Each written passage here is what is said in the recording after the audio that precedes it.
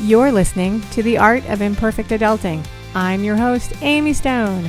Here, I share stories from real people navigating the adventure that I call adulting. Are you ready? Me too. Let's do this.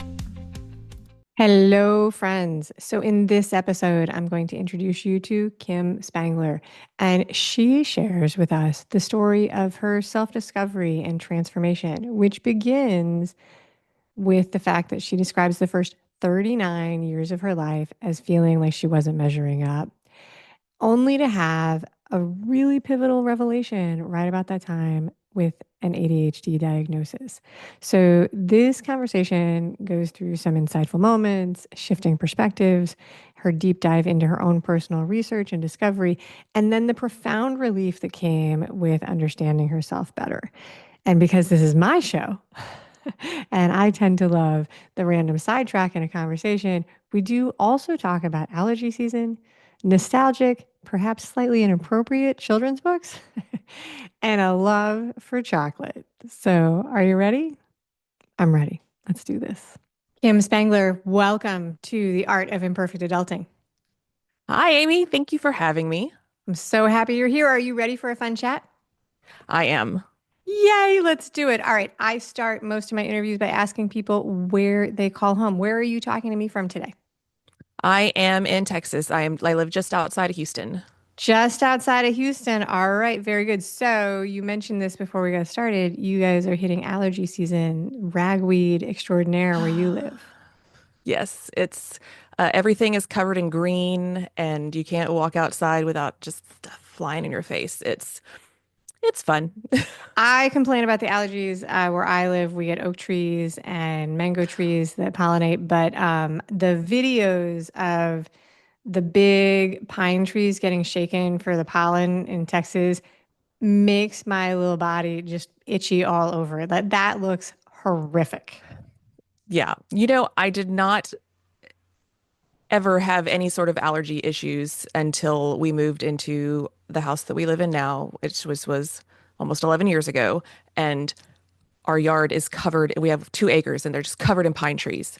So you mentioned the pine trees. I think that is my bane because it's the only thing I've never lived around until now. And every year I'm just shocked by like, why am I so stuffy? Why do I have headaches? And yeah, That's it. That's the reason. There you go. All right. So, in a second, we're going to talk about the topic of the day. But first, I want to ask you something unrelated, even more unrelated than allergies. Tell us, tell the audience a little bit about you, what things you do for a hobby or a passion or a pastime, something that'll help us get to know you. I will tell you my favorite pastime, and it will peg me as a huge nerd right from the start. But that's good for everyone to know. D&D. I play Dungeons and Dragons in my every spare bit. I have 3 kids, so I don't have a lot of spare time, but all the spare time I can find, I enjoy playing D&D. There you go. I get it. All right, very good. And now to the topic of the day. You propose the topic of, now this is how you describe it. I'm going to use your words. You say that you spent the first 39 years of your life feeling like you sucked at life. And then we're going to talk about how you turned that around. Does that sound like a good topic to talk about today? I think it's an important one. Let's do it. All right. So let's begin by rolling back the clock a little bit. Tell us what you were like as a kid, like when you were in elementary school. What were some things you liked to do? What did you like in school? Were you doing well in school? All those things like that. I guess I'm like a lifelong one-trick pony because the only thing I did when I was little was read. I read obsessively. It was if I was going on a car ride, I would bring 3 books like Babysitter's Club and Sweet Valley Oh, yeah. Twins, I think when I was little, Boxcar Kids, that sort of thing. I would have, like little youth books this big, and I would bring 3 of them to go 15 minutes down the road because God, I could not be without a book for, 3 minutes. Um, I was quiet, I was shy, I was silly. Okay. Like just being silly was my favorite thing. I did well in school because I didn't I didn't have a hard time with absorbing things and especially from reading. Like if you gave me a book with information in it, I could read it and then not really have to pay too much attention in class. Yeah. And so I happened to just kind of be naturally inclined to reading and writing, and that came in really handy for getting through all stages of school. So until Yes. college, but we can talk about that later. Reading is so unrelated question that wasn't on my list of questions to ask you. You mentioned that you have three kids. Have you gone back by any chance and read the Boxcar Kids with your kids? I have not. Okay, so I did not read the Boxcar Kids when I was a kid, but my mother-in-law gave them to us for my kids. It is a wild thing because the stories are still good, right? The books are good and so on and so forth, but they were written at a completely different time. Completely different time. And the concept, just the concept overall. So I was reading them with my kids and I was like, wait a minute, these are children who are living on their own. And Yeah. about, like, Yeah. what kind of Just, horror yep. story is this? Like, Yeah. but it's just presented as these kids on this adventure. I'm like, I don't know. I mean, my kids did not pick up on it, but that versus like Magic School Bus kind of story with kids, it's like two totally different generations. And the thing that's nice about the Boxcar Kids is there's like a million of them. It's like that's from the time when we wrote series for kids where there would be a bunch. So like Hardy Boys, Nancy Drew, Boxcar, you're not going Yes. to run out. You can go to the library every other day and pick up 4 or 5 of those. But I encourage you to just pick one up like the next time you're at a library and read it and see if your brain is like, whoa, why did anybody give this to me as a child? I will have to do that because now that you're saying that, I'm like, yeah, that's probably is going to hit different as a parent. Right, right. The story, the basis of the story is a group of 3 or 4 kids who are living by themselves in an abandoned boxcar, which would not be classified as like healthy children's lit in 2025. I don't think. I think if you wrote it now, it'd be a totally different category. All right. So, and also bizarre in those books. So the kids are living in the boxcar. When you read them as an adult, they interact with all these other adults who don't like go and get them out of the boxcar. Like they just like all these Yeah. other adults in the story just know that they're it's like Yeah. They're wow, just, I don't know. oh, look, it's some kids living in a boxcar. That's normal. That's totally normal. Exactly. Okay, so I'm off track. I'm off track. So you liked school, you liked reading. I did not know what you were going to answer to that, but it does tie in to the story of this and what we're going to talk about today. Tell me more about the idea that you sucked at life. Like, what do you mean when you say that? I was and still am a lot of the time just kind of disorganized, messy, like on the outside and in my brain. I could never get anywhere on time. I couldn't get up on time. I couldn't go to sleep on time. I could not if I was, you know, listening to a conversation of a lot of people and there was, bright lights or just a cacophonous amount of sound. I could not focus on things. Um, Really, I had a lot of and this is like a lot when I was younger was more of an issue. I had a lot of sensitivities. Like I could never wear turtlenecks because the feeling around my neck would like I just felt like I was going to throw up at any time. Uh, and I'm sorry if that I know that's a terrible thing that nobody wants to hear about. I think that's very Um, normal with turtlenecks. I believe you that there are people out there that don't feel that way, but I share your. I mean, I live in a warm place, so I never have to wear a turtleneck. It feels weird to yeah, me. I mean I'm in Texas, so I don't know why I Right. would have ever needed to, but I had texture sensitivities as far as food. I was a super picky eater as a kid. Um, and still to this day, there are some things that I just cannot stand the texture of. Onions is in particular, which is hard because I live in Texas and there's onions in almost everything here. And Mexican food, Tex-Mex is great, and there's always a lot of onions. But I digress. I'm sorry. 1 second. I'm gonna get a. So for onions, I have a very close friend who doesn't like onions. Is very picky and outspoken about it. Is it all onions? Like, so if they're pureed in like a soup or something, do you notice them, or is it just like raw onions or chunks of onion? It's more of the chunks. Now, if I can Yeah. taste just like a raw onion taste, like okay, so Whataburger is our, we love Whataburger here. And if sometimes you go and you get a Whataburger and I don't get any veggies on mine, but every now and then there'll just be like a stray piece of onion that makes it in. And if I hit a bite with a raw onion in it, I'm done. I can't eat anymore. All right, But so that gives us yeah, more definition and background on the onion situation. yeah, If it's anybody has friends who are sensitive to onions, it is the people are opinionated. I also have a family member who's like that with tomatoes. I think tomatoes are fabulous, and they think they're horrible. People come in different flavors. So um, struggled to get places on time, struggled to keep to schedules, had the perception that other people saw you as disorganized, feeling disorganized in yes. your brain. Um, And so what else? as I and as I got older, it kind of got worse and got harder to manage because, the older you get, the more responsibilities are piled on you. And so I just felt like a person who like I didn't have my can I cuss on Yeah, here? you can. You Okay. I can. did I did not have my shit together. Like I was just the epitome of the hot mess. Okay. Um just, like laundry lived in the washer or the dryer. It did not, or a laundry basket if I got really, motivated on a particular day. I could not just just household general daily upkeep of like having to live and be a person and an adult, especially when I got to that age. Like it's a lot. And most people don't stop to have to think about like, oh, I need to get up and I need to brush my teeth and take a shower and I need to eat breakfast and I need to make a lunch for, to go to work. And then after work, I have to stop and do these chores on the way home and then come home and, you know, do the things that you have to do to maintain your house. And it was an overwhelming amount of things just to like live and be an adult. And so you had the perception that you were sucking at this. So I want to dig a little deeper into this because you and I are using slightly different words, and that's on purpose because I knew this question was coming. Okay, right?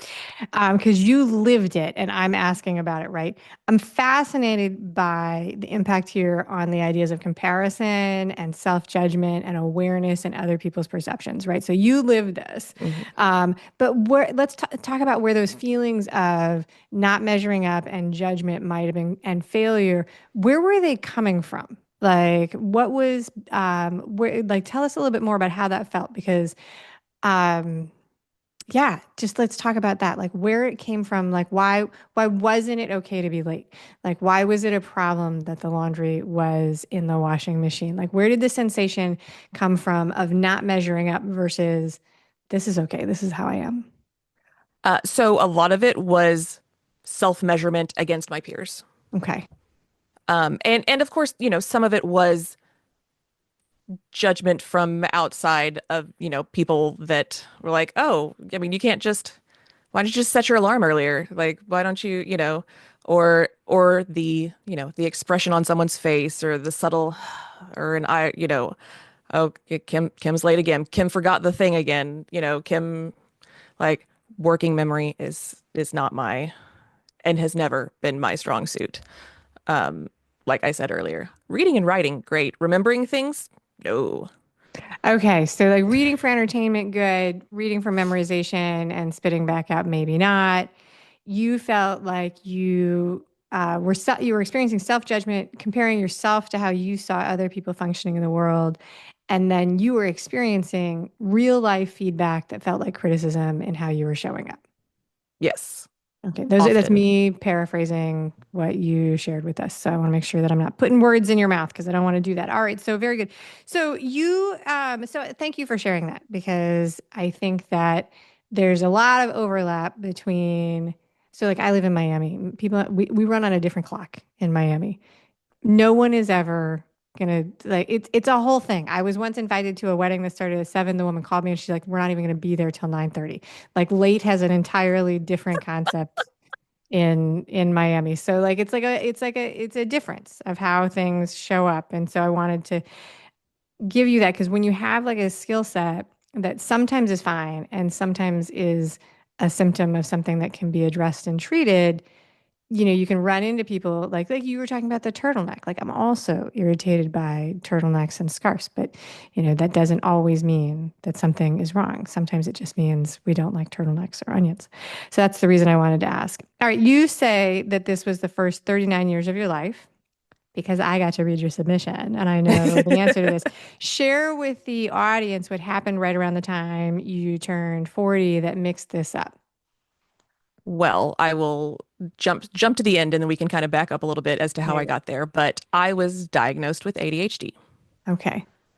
And that was kind of, even now, it's kind of like, um, it was a really big moment, maybe the biggest, and hopefully my kids won't listen to this, but it was maybe the biggest moment in my life because it changed so much about, not necessarily about how I live, but about how I view myself and how I have been able to deal with myself and work with myself.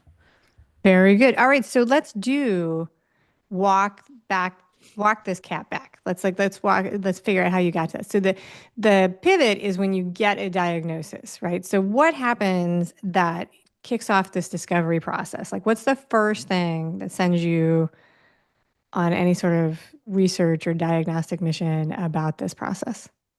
Well, for a lot of women who are late diagnosed, it is our kids. Okay. And that was the case for me. My oldest was in fourth grade in public school and had been struggling for a while with being able to focus, just being able to stay on task, be, present, and even, sitting at the kitchen table doing schoolwork, or homework after school because fourth grade, you need homework, obviously. You I could be mean, yeah, so pointing and did we talking to not have her. homework? Did we not have homework? I don't I remember having homework. I I mean, maybe. don't remember having homework in fourth grade. I remember wanting homework in fourth grade because you know, that I seemed don't like a cool thing remember. to do. We could have had Um, homework, and I've totally blocked it from my mind. I mean, we didn't go to school together, but I'm saying our oldest. But one of the reasons I asked you about your elementary school experience is that there is a perception that this is where this shows up. And you're saying that with your kids, it was their abilities in school that was a highlighting thing for you, which is different from your school experience because in elementary school at that same age, you were doing fine. yes, All right. So yeah. So your kids are struggling in school and not just because school can be really, really boring. Okay. and it can be. It Oh, it can can be. be. It can Especially be. if you don't like sitting in a classroom and just being talked to for long periods of time, I which, introduced me to the fourth grader who does like that. yeah. And right. I think actually that was kind of me, but mostly I liked to zone out from what the teacher was saying and read. It was a nice long period where I could sit with a book in my lap and so maybe it wasn't necessarily the classroom experience I liked. Yeah, I don't know. Yeah, so yeah, so very good. So yeah, so how does So it, so you get this report, so you're getting these reports from your teachers, your children's teacher. yes. And so you start getting these reports and it's repeated. It's every parent teacher meeting, it's every report card and my oldest, she hated school. So it was not it was not a fun experience for her. She didn't have really much of anything she enjoyed about it. And so, the more the we got this feedback, I started researching and I am like a Google master. I've done search engine optimization marketing for, I mean, at that point it was 8 or 9 years. So Google was my life. So I turned to Google and start digging into information. And the more I read, just, little bells start going off. Because what I started finding was that ADHD shows up in a million different ways. That is not just when I was a kid, it was a hyperactive little voice, Hyperactive, and yeah. that's still the a very predominant feeling among the just society in general that if you if you think of ADHD, that's what you think of. But it is also the daydreaming little girl who can't focus or who maybe just talks too much or talks, if you're listening to this audio, you can't hear like quote unquote talks too much, that Right. interrupts, that is just super excited, that doodles a lot, that fidgets a lot. And just as I started reading, I started recognizing there are so many different, there's a lot of different symptoms, and they can all manifest differently, and they can all manifest at different levels for every single person. So, whereas one person might have, three symptoms that are up here and other symptoms that are over here, the other person might be the complete opposite. So they look completely different. Right. They behave differently. The things they are good at or not good at or struggle with, don't struggle with, can be completely different, but they both have ADHD. So what's happening in your life at this time is you're reading these symptoms and these stories as you're doing your self research on Dr. Google, and you're reading them with the first line of research being for your child who's struggling, and it's hitting a familiar note. You're like, wow, I have a lot of this also. So how do you jump from? So first of all, there's your because ADHD is something that pediatricians and schools seem like hardwired to look for. But how do you jump from your kid to you? Because unless you guys go to the same doctor. No, so this was all just me reading endless articles and blogs and Reddit threads, which is not where you should get your medical information, but it is a great place to go to find the experiences of other people. Right, which that's one of the tenets of like my of this what I do, which is that like I believe that the experience stories, they don't trump medical information or professional advice, but they also should not be ignored. Because like how somebody experiences something, which is what you were saying, that's sometimes super helpful to hear. It's like one person has one experience and they match the list, and the other person is like, hey, that's not what it looked like for me. This is what it was. And that sometimes can be even more helpful than a lot of other things. Absolutely. Especially with something that, I mean, our understanding of ADHD is evolving by the moment.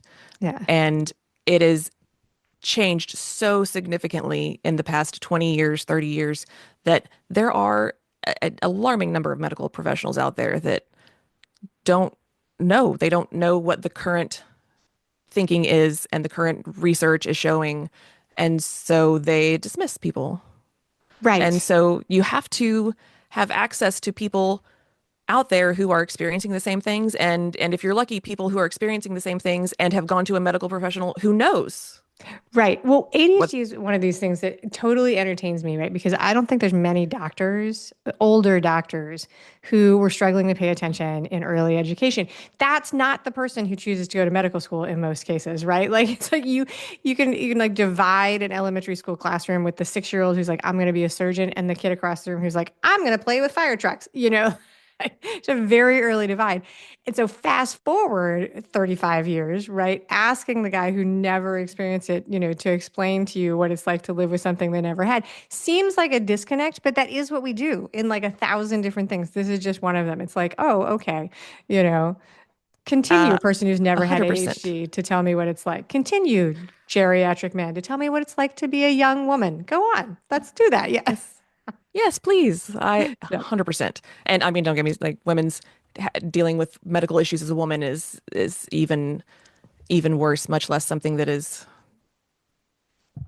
hard to get people to pay attention to. Well, Like, and the other thing we do that is so funny is as adults, and we do this across the board, not just doctors, it's like we talk to children as if we know what they're experiencing in a totally different generation, right?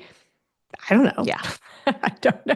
I don't know. Like, I mean, it's like being aware of that gap is hard, but I think that when you're talking about hitting Reddit for experiential stories, that's where that fills the gap. Finding somebody else who's walked a path similar to yours and had a similar thing can be a really important bridge between confusion and clarity. absolutely. Yeah. And it is also why I think that, I mean, there's been a lot of, oh, don't diagnose yourself with TikTok videos. And, the number of people being diagnosed with ADHD, particularly adults, has soared in recent Yeah. years, especially since COVID. COVID, everybody lost all of their structure and all of their coping mechanisms that they'd spent a lifetime building up and just fell apart and went, oh my God, what is wrong with me? That's not something suddenly newly wrong with you. It's just that you lost everything that you had put in place to keep yourself on track. Yeah. No, And wait, there's another interview. It's not out yet. today, as we're recording, if it's out soon, there's another person who talks directly about helping to facilitate her professional team with a diagnosis. She's like, by TikTok. She's like, that's not how you're supposed to do it. She's like, but at the same time, that is where it was. And I think that's fair. I want to validate that and like reduce any stigma of people doing it. Like, probably you don't want to like hire a surgeon off of TikTok, but No, but but yeah. certainly the experience thing that, that we're talking about here, that's, you if you live in, especially I grew up in a small town, there were 4,000 people in the town that I grew up in. That's not a huge percentage. What is the likelihood that I was going to run into another, girl with ADHD with similar symptoms that had happened to be, diagnosed, that I might be able to go, oh, well, that's like me. I see myself in this. Maybe I should look at this. No, Right. but you get on TikTok with 14 billion other people, and so many of them are sharing their stories. And oh, I'm sorry, my I have a oh my goodness, What happened? Where did you go? There you I'm are. so sorry. There you are. I had an alarm going that, oh yes, alarms, reminders. That is a large part of my coping mechanisms. So I had one going off, and I tried to turn it off and accidentally turned off a video. Sorry about that. No worries. All right. So So we got off track. We were talking about TikTok and Reddit. So you're doing this research for you at this point, not just or you're just generally doing the research.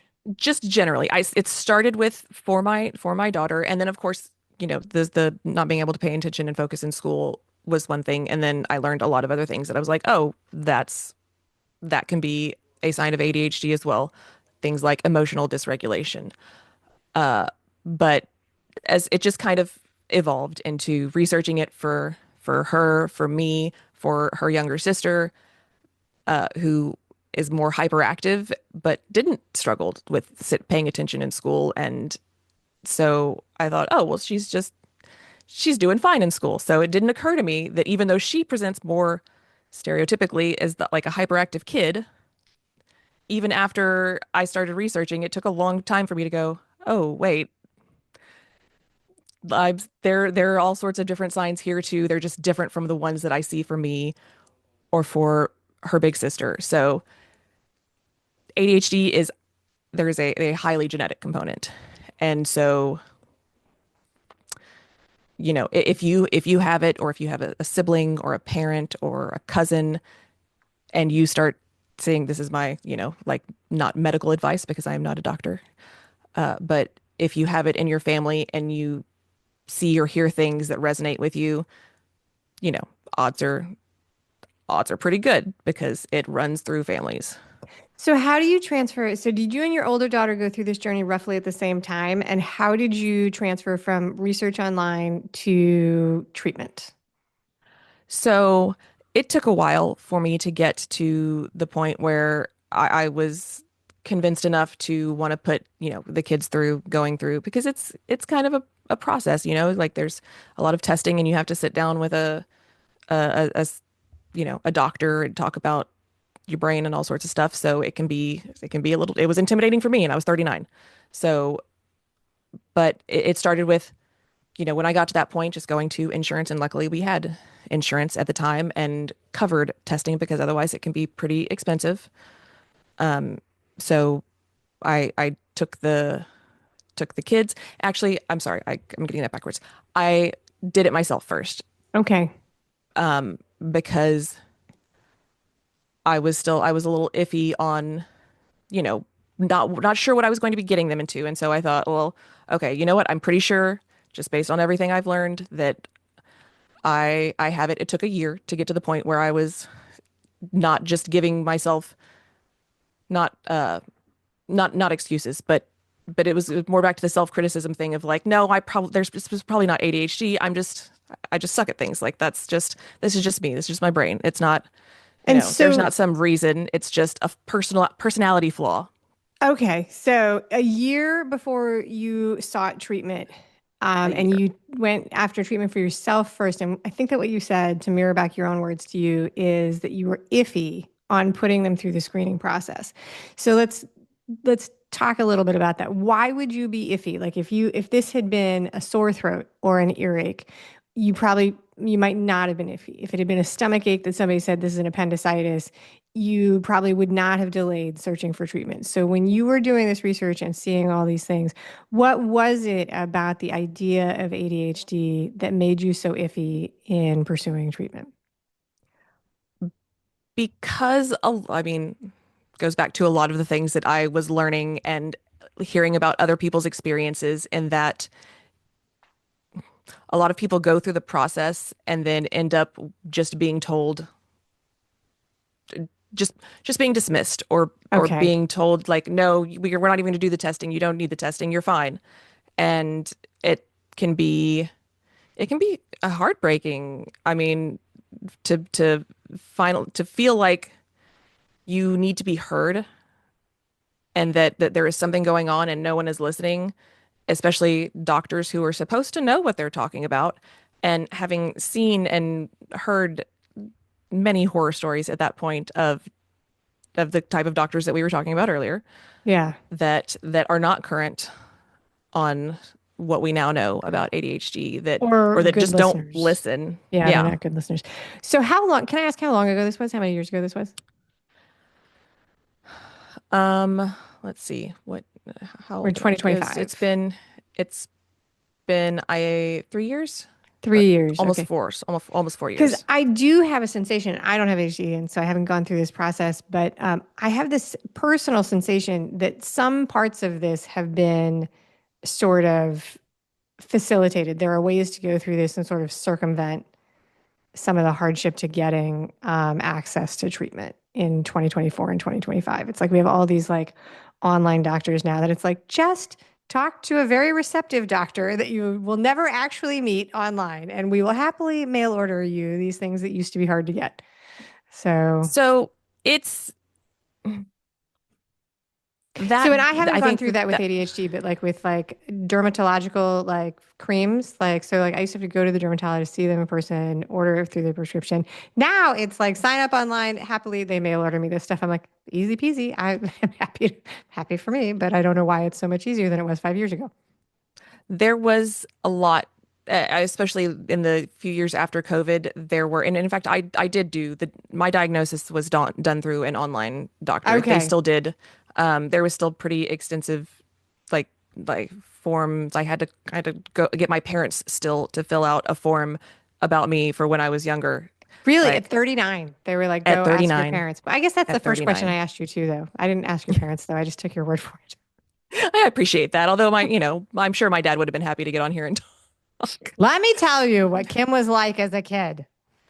I've got Um, stories. so it was definitely easier, I think, after COVID to do things online, but they've been kind of cracking down on that in the past year or two. Okay. And so it's not as accessible online as it was. Oh, as it was, Some I'm of that hoping is that doesn't depending on your happen to my like, state. yeah, yeah. Yeah. Hoping that doesn't But happen to also, my dermatology process. I do still go to the dermatologist. I just like she charges me much more for my. yeah, So I think some of that has to do with the class of medications that are used to treat ADHD. fair enough. But in fact, I know that a lot of it has to do with that. That But makes a lot of it's sense. I mean, to be fair, like my like moisturizer and sunscreen, I think are less risky, but but um also very important. important, right? Important. But okay, so when you got the diagnosis through your doctor, you jump through the hoops, you drag your family in, you ask your dad to fill out the questionnaire about young Kim. You go through the hoops. When it was confirmed by somebody who went to med school and calls themselves an MD, how did you feel? Oh, the first thing I did was just cried. Okay, so There cry was, from relief. it was, I was almost an indescribable wave of emotions that I did not expect, by the way, and was, it felt embarrassing at the moment. Like, oh God, why am I crying? This is ridiculous. But in retrospect, it was not at all ridiculous. It was affirming, first of all.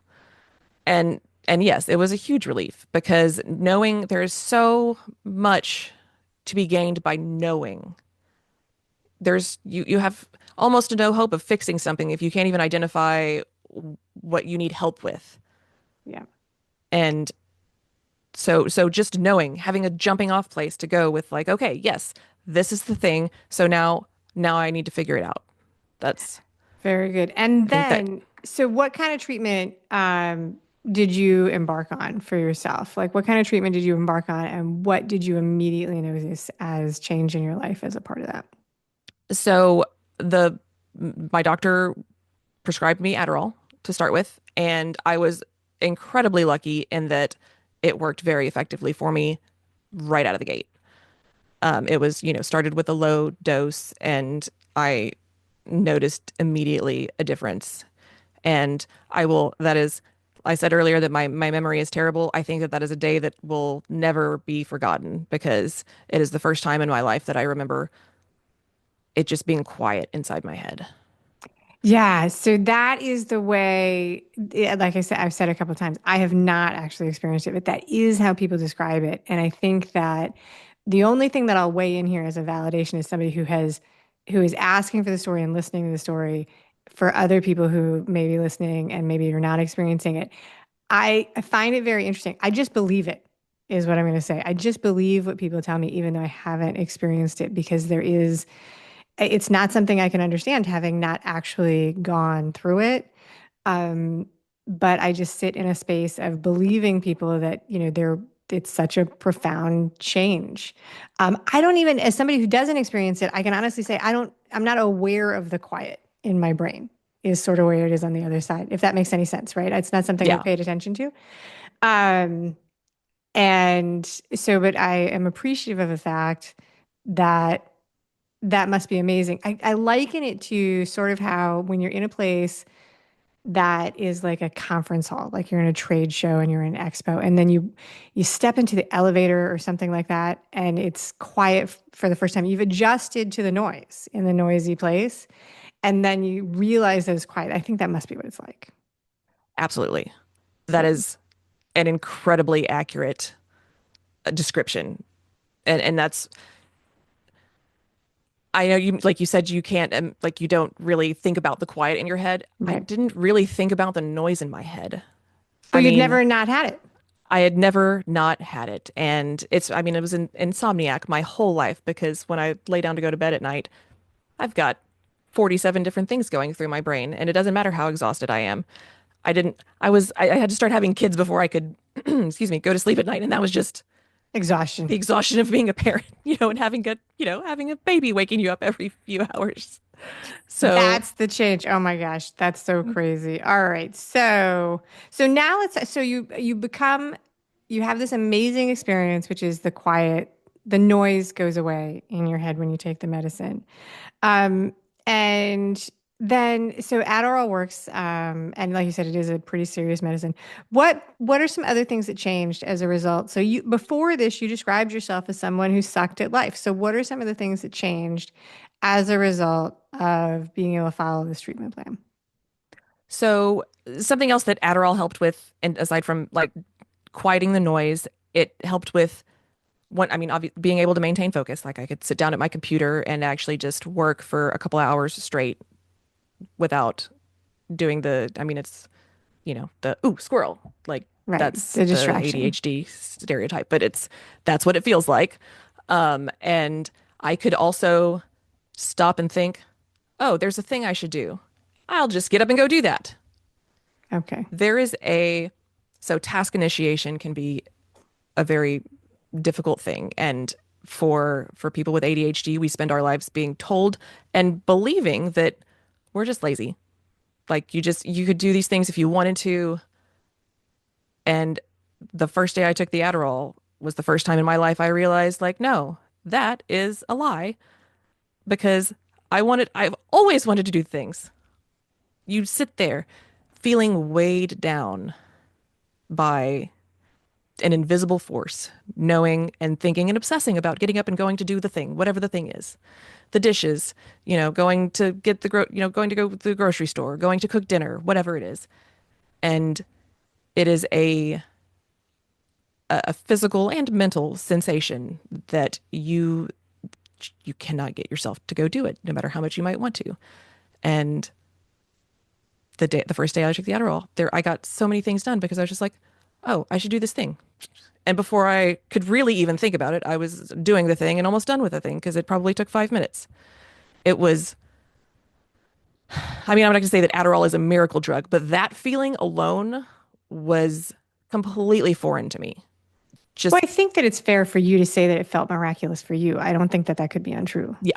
right? Like so, like I think that your experience of it felt miraculous. I think that's worthy of saying. All right, so very good. So did is that still the course of treatment you're on? Like, so I'll ask you this. You mentioned before you're not a doctor, and that's totally fair, right? But for anybody who might be Yes. listening out there that is looking at this for sort of path of awareness of information for themselves, for their children, for their nieces, their nephews, their neighbor across the street, whatever it is, you like went through this diagnostic thing. The first thing they prescribed worked for you. Are you still on that course of treatment? It's still effective, or did you modify it? Like how? What can you share with people that might be helpful for others going looking at this path at an earlier state? So I did go up in dose just really a little bit. And but my oh, that was over the course of about I would say about 6 months. Because started with a very low dose, and I mean our brains adapt very quickly, and so it took. I went up just a little bit over about 6 months, and then I've been at a stable dose for I think 2.5 years now. I did at some point I have a like a slight I take the extended release in the morning, and I have a like a little instant release booster for the afternoon for some days, especially for women during our cycle. There are certain points during the cycle, like the week that you are on your period, you may feel like your medicine does not work at all Okay, because, and this is another reason why women often get late diagnosed because because we blame our everything on our hormones. hormones. Yes, because it once again, lovely, lovely hormones screwing us every time. And hormones are amazing things. Like hormones are amazing things, and they're maybe a little bit confusing and misunderstood, and all those things, all of them, you know. But it is a funny thing about life as a woman that people are like, "Oh, you know what? This is because of your hormones." And it's like, really? Yeah, I mean, it might be, this but it can't all be about hormones, but sometimes it really unfortunately is. sure. And and it took me a really long time to figure out why just every now and then there was a full week where I just didn't feel like my medication was working anymore. And that was during the week of my menstrual. Yep. Uh, it's just, And you talked about the impact of finding people on TikTok who talk about things. One of the things that's hilarious, and this podcast has taken a secondary course of throwing the Western medicine industry under the bus, but one of the things that is so hilarious is that there is no research on this for like a really, really long time because there was no research on it. It's like they just the medical industry was like, we're just not going to ask women how they feel about it. Like they just didn't test yeah, anything at all about until like anything. like nothing until like the late 1990s. And so it was there's a lot of there's a lot of like gaps in the information. It's like we're going to test these products on people who don't experience this.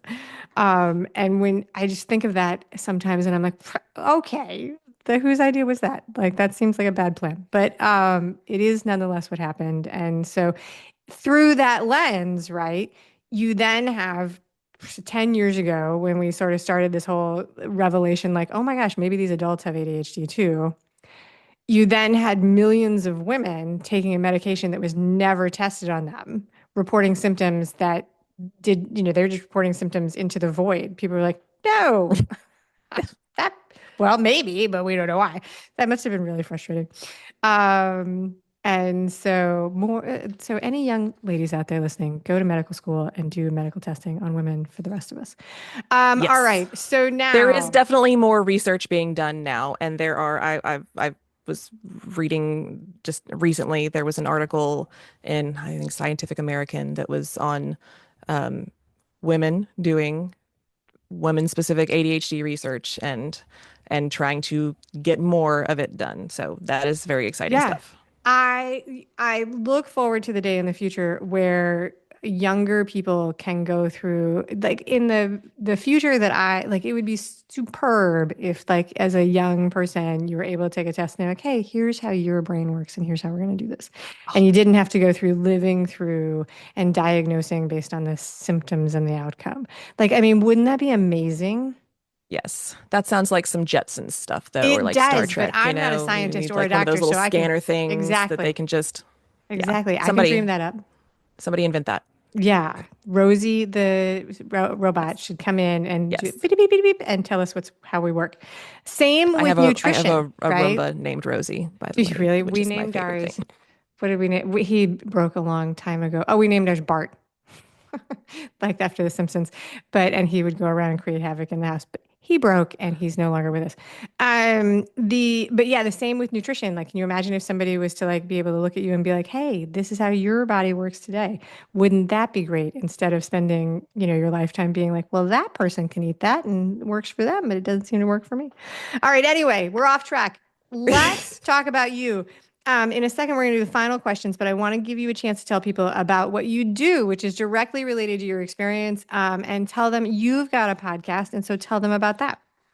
Yes, so I have a podcast called ADHD Adultish, and surprisingly, even though you wouldn't be able to tell this by the name, we talk about adulting with ADHD and the difficulties. I talk about really a wide range of topics as far as ADHD in the experience goes. And a lot of it is I try to do a lot of like validation of people's experiences. I try to offer all of the tips and tricks that I can and examples of how to use them because, as I've mentioned before, everybody is different and what works for one person is not going to work for the next person. And so that is part of the challenge of being able to figure out how to work with your own particular flavor of ADHD. And I, as far as how I coped with it, I started Adderall and that helped. And then I did a lot more research and eventually went to get certified to be an ADHD coach. And so that is part of the experience that I bring into the podcast as far as just sharing things that I have learned and continue to learn, things that have worked to help me or my kids or my clients.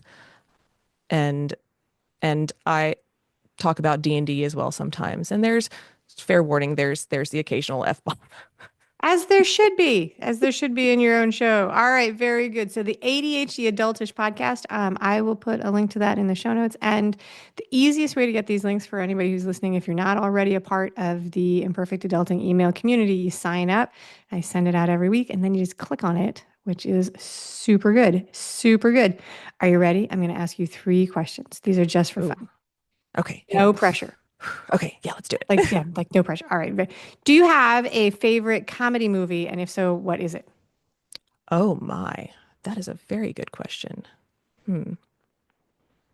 I broke it down into like genre because I think it's unfair to ask people their favorite movie because you can have one in every single section. That's true. Favorite comedy movie? I am going to go with Liar Liar Okay. with That's Jim Jim Carrey, right? Carrey. Yeah. Yes, that was the 90s, early 2000s. I That's a don't know good exactly, movie. That's a good movie. but I accept that as a content. There's a million in the comedy section. there's yes. Like you can have a lot. So picking one is hard. All right. That is a fun movie. That is a very fun. So what's a meal that you make for yourself when your kitchen is pretty empty? Something that you can whip up when you're out of pretty much everything Hmm. to avoid going to the store or avoid ordering takeout. What is the bottom of the barrel meal that you will fix for yourself? You know, I'm a big fan of just a good old-fashioned grilled cheese. Okay. Got it. No, that works. You can almost always find the pieces for that. Very good. All right, very good. All right, so now what is a guilty pleasure that you indulge in for yourself that you're willing to tell us on the podcast? Oh, let's not. Yeah. Hmm. I don't. I really like dark chocolate. Okay, what percentage So, chocolate? Because there's like a limit. Like there's, mm, when you get up there to 80 and yes. 90, it's a little bitter. Yes. So I would say I'm off the top of my head. I can't think of the exact, but I want to say it's like 92 or 90%. Oh, I like that's pretty for bitter. real dark chocolate. Yeah. That's very If dark. it All has right. sea salt in it, even better. Okay. Very good. All right, that is that. Okay, that is really dark chocolate. I love it. All right, that's it. Kim Spangler, thank you so much. You've been a wonderful guest on the show today. Thank you so much for having me. This was fun. Thank you for listening today. I hope that you enjoy the show. And before I go, I want to encourage you to become a bigger part of the conversation. Obviously, subscribe wherever you're listening to the show. Listen to more episodes. That'd be great. Obvi again, please write a review and tell your friends about the show. That truly is a great help for getting the show in front of new people. Okay, but more fun for you yourself, head over to imperfectadulting.com and join the email community. You'll get some free stuff right away, and that way you'll begin to get the emails about the podcast. This includes the links for the special offers from the guests, and it's the only way to get that. Also, if you aren't in the mood to listen, I actually include an article directly in those emails. Whee! Now, if you love this and you crave more time with me, Amy, as a coach, a mentor, or just adultier adult, numero uno, check out The Village. If you have a story you want to share with the listeners, I'd love to hear from you. I have an open application. Just let me know you want it. And that's a wrap for today. Until next time, remember, the journey is the destination. Ralph Waldo Emerson said that, not me. Well, until just now, I did just say it. But what I want you to hear today is that if your adulting journey isn't going the way you expected, that may not mean that you're lost. It may just mean that you're on your way. This is Amy Stone, signing off. The Imperfect Adulting podcast is created and produced by Amy Stone and Amy Says So. Anything expressed on this show is offered as entertainment, and the views of the guests may not always represent the ideas and viewpoints of the host. That's me. Amy does not intend or hold herself out to provide professional advice or recommendations of any kind. In the end, you and you alone need to make those kinds of decisions based on your personal and individual situation, needs, circumstances, and comfort level.